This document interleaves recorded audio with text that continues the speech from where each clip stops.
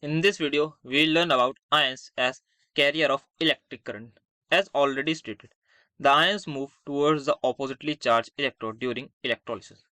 The anions move towards the anode and get discharged over there, and the cation move towards the cathode and get discharged over there.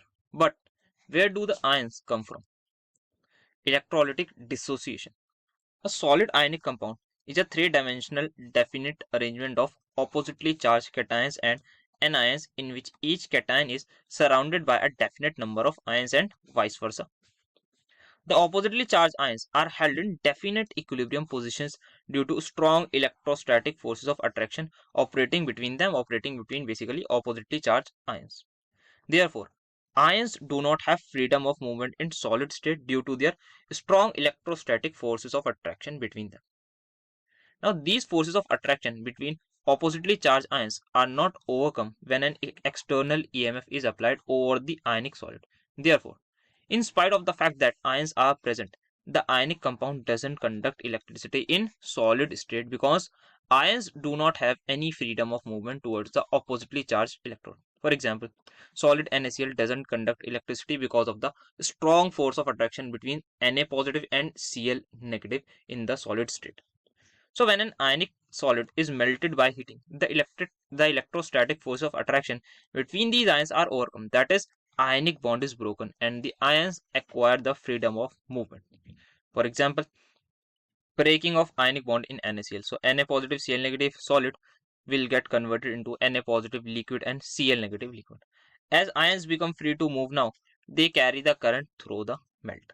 Therefore, ionic solids conduct electricity in fused or molten state. Here we are able to see that breaking of ionic bond, this is Na positive, this is Cl negative, and this is the strong force of attraction between them. And here we are breaking with this ionic bond. So we will see that this electrostatic force of attraction has been overcome between them. Now, water is a polar compound and its molecule act as a dipole. When an ionic solid is put into the water, the negative end of water dipole pulls the cation of the ionic solid, whereas the positive end of water dipole pulls the anion of the ionic solid. So what is happening here? We are able to see that this is water, which is a polar molecule, and oxygen is more electronegative than hydrogen, so they will attain the charge accordingly. In ionic compound, we have a cation and anion which have the strong electrostatic force of attraction between them. So what happens actually? This is basically a compound which is Na positive. Suppose Na positive and Cl negative. We will say that there is a ionic compound.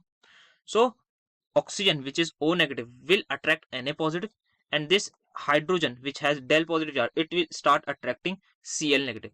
So as they are attracting Na positive and Cl negative, so the force of attraction between Na positive and Cl negative will start it to weaken. So that's why the force of attraction will become weak and breaking the bond. This makes the ions free to move under the influence of external EMF towards the oppositely charged electron. This directional movement of ions causes conduction of electric current. Therefore, ionic solids conduct electricity in their aqueous solution. Thus, the process in which ionic compounds dissociate or broken down into free ions in molten state or in aqueous solution, this is called as electrolytic dissociation. Ionization. So there are a number of covalent compounds which are made up of ions, but they conduct electricity when dissolved in water, that is in their aqueous solution. For example, we have HCl, hydrogen chloride, in gaseous state or pure liquid state doesn't conduct electricity, but its aqueous solution, that is hydrochloric acid, conducts electricity. The polar covalent compounds such as hydrogen chloride show charge separation in the molecule due to difference in the electronegativity of the constituent atoms. In HCl molecule, the bonding pair of covalent bond is shifted more towards chlorine, which is more electronegative than hydrogen. Here we are able to see this is HCl. Chlorine is more electronegative, so it will acquire partial negative charge, whereas hydrogen is less electronegative, so it will acquire partial positive charge. So when hydrogen chloride gas is passed into water, the negative end of water dipole exerts attractive pull slightly on the positively charged H of the molecule and extract it. Here we are able to see the structure of water, hydrogen, and oxygen we have. So this oxygen will attract this hydrogen having partial positive charge. So at the end what it will does is it will pull completely and extract it, and here water will become H3O positive and chloride ion will be alone. So this is called as hydronium ion and chloride ion.